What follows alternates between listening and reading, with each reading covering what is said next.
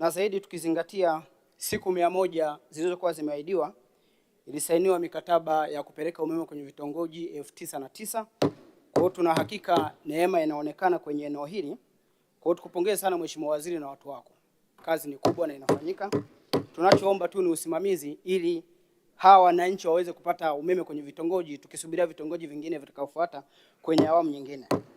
Lakini kama wenzangu walivyosema, Mheshimiwa Waziri, kipindi linatolewa tangazo la kubadilika kwa bei, baadhi ya maeneo yakaweka kwenye 300,000 na mengine yakabaki 27,000.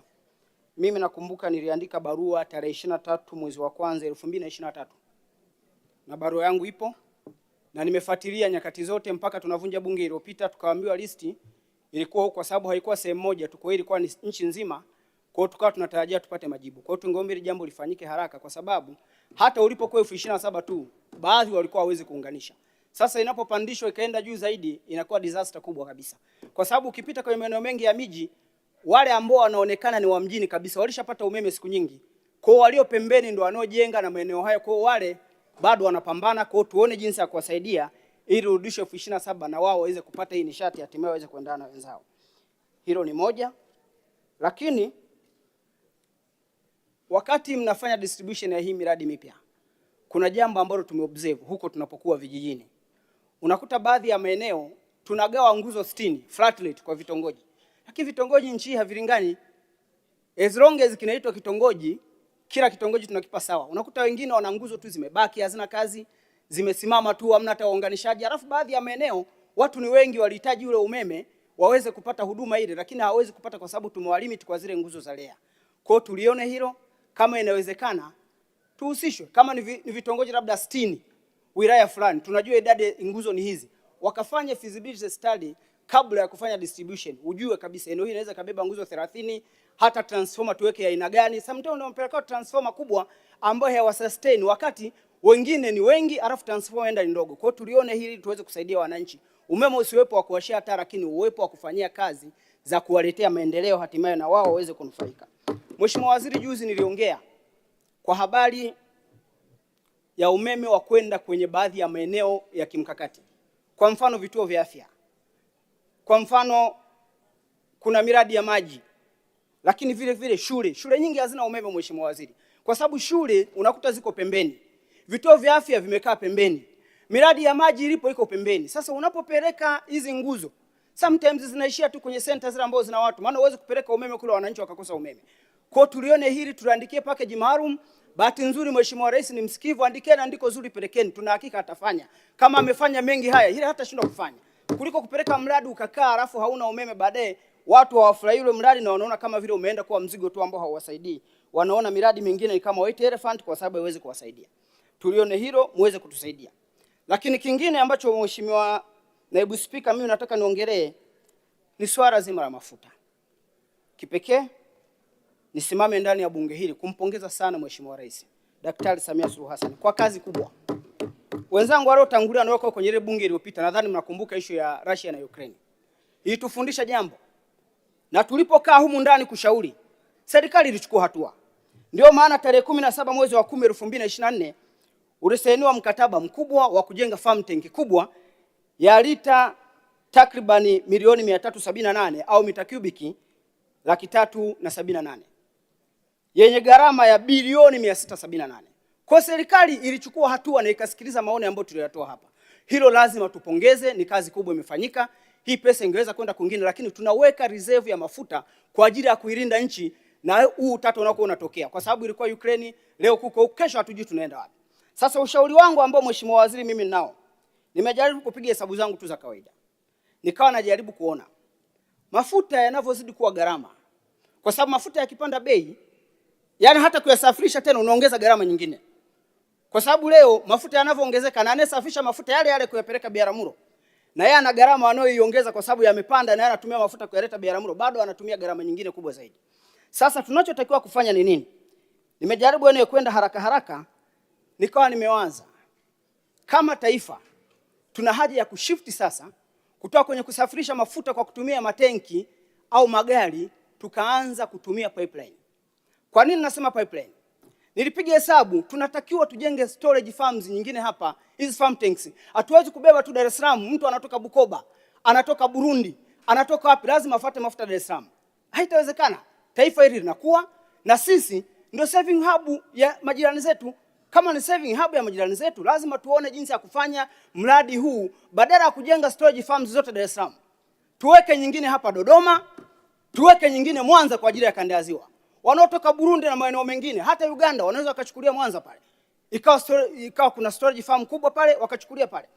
Na nikawa napiga hesabu. Leo mmejenga storage farm ya lita milioni 378. Ukifanya distance ya kutoka Dar es Salaam mpaka Dodoma, ambayo ni kilomita 450, ni sawa na mita 4.5. Ukachukua bomba yenye kipenyo cha milimita 600 ndani.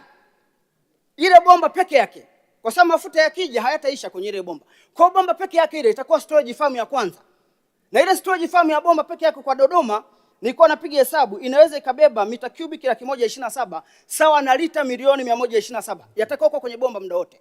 Kwa hiyo uliojenga hapa yanavopampu yakajaa, magari yanavochukua kwa sababu kwenye system yanazidi kuja. Maana yake ile bomba iliyolala pale ni storage farm nyingine itakayosaidia. Nikapiga hesabu kutoka hapa kwenda Mwanza kuna kilomita kama 686. Kilomita 686 ukipiga hesabu, bomba litakaolala hapa kwa kipenyo cha milimita 600 ile litakuwa limebeba mafuta takribani mita cubic 193 au lita milioni 193. Ya kubaki kwenye bomba tu Dar es Salaam mpaka Mwanza ni takribani lita milioni 321. Almost sawa na ile storage farm mnaojenga Dar es Salaam. Na bado mtakuwa mmejenga tenki kule. Itatupunguzia nini kwenye kitu tulichokifanya? Cha kwanza, barabara hizi ambazo tunaweka tozo nyingi sana kwa ajili ya kuzilinda zitapungua.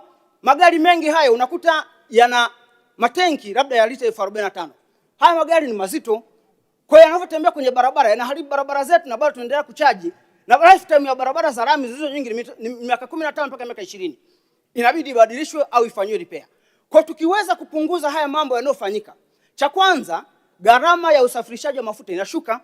Nilikuwa naangalia huku wanavyoelezea ambao wametumia hizi nani, kwamba usafirishaji wa lita moja katika magari inaenda kati ya dola 0.03 mpaka dola 0.06. Lakini ukiangalia kwenye pipeline inaenda kati ya dola 0.01 mpaka dola 0.02. Kwa unaweza ukaangalia gharama itapungua hata ya kusafirisha. Na itatuwezesha tuwe na mafuta ya uhakika. Hapo huongelei ajali, hakuna mtu sijui anasema mafuta yameibiwa, huongelei foleni, kwa vitu vitakuwa vimerahisishwa zaidi. Pesa zile zile ambazo tunataka tukajenga storage farm nyingine ili tuziongeze, basi tuzilete Dodoma, tujenge pipeline twende mpaka Mwanza ili iweze kutusaidia. Wanaosafirisha mafuta kwenda nyanda za juu kusini watakuwa wanachukulia Dodoma, kwa sababu kutoka Iringa kuja hapa wanapounganishia ni rahisi zaidi. Wanaotoka Burundi, wanaotoka kwetu, tutachukulia mafuta Mwanza. Itatusaidia kwanza, nchi tunaweka kwenye usalama zaidi wa mafuta, kwa sababu mafuta yako kwenye bomba na mengine yako kwenye matenki. Kwa hiyo hata kama kutotokea disaster, bado tunakuwa na uhakika wa mafuta yaliyo kwenye bomba yanatosha kwa siku 20 mpaka 30, mengine tulionao kwenye matenki yanatosha. Kwa taifa tunaweza kusimama hata kwa siku nyingi zaidi kipindi stabilization inafanyika kule nje. Kwa hiyo nilisema mwenyekiti, ili tuweze kusaidia tuone sasa tushift kutoka huko tuje huku, ili hatimaye tuweze kusaidia kuipeleka hii nchi mbele. Baada ya hayo, mheshimiwa mwenyekiti na mheshimiwa naibu spika, kipekee kabisa nichukue nafasi kumpongeza waziri ninapomalizia na mtu wake. Umekuwa msikivu. Simu unapokea, kila wakati unapotafuta unajibu. Dadangu Salome hapo, mheshimiwa naibu waziri, wizara imepata wenyewe. Kikubwa tuko tayari kuwasaidia na kuwapa ushirikiano kama hivi ili tuendelee kulipeleka hii taifa mbele. Big up, mnafanya kazi kubwa zaidi ya kumsaidia mheshimiwa rais. Asanteni sana na Mungu awabariki. Mheshimiwa naibu spika, naunga mkono hoja. Asante sana mheshimiwa Engineer Ezra John Cheleleza kwa mchango wako. Nimtaje mheshimiwa Chiku Othman Isa, atafuatana mheshimiwa Arif Suleiman Premji, mheshimiwa Dr. Regina Christopher Malima ajiandae. Nashukuru sana mheshimiwa naibu spika nami kwa kunipa nafasi niweze kuchangia katika wizara hii ya nishati. Kwa vile ni mara yangu ya kwanza kusimama katika bunge hili tukufu, naomba nianze kwa kumshukuru sana Mwenyezi Mungu mwingi wa rehema aliyetuwezesha kufikia siku ya leo.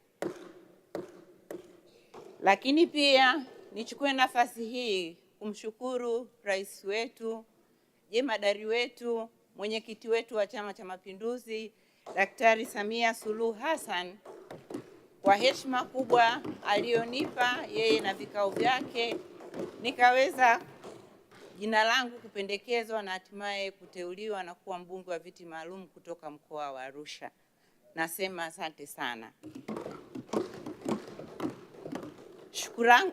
Shukurani zangu za tatu ziende kwa wapiga kura wangu wa mkoa wa Arusha, wanawake wote wa mkoa wa Arusha. Nawashukuru kwa kunipa dhamana kubwa ya kuja kuwawakilisha kama mwakilishi wao na mwanamke ambaye nitakuja kuzisemea kero, maoni na kutoa ushauri kwa serikali. Niwaahidi kwamba nitafanya kazi kwa weledi, kwa unyenyekevu, kwa utii na sitowaangusha.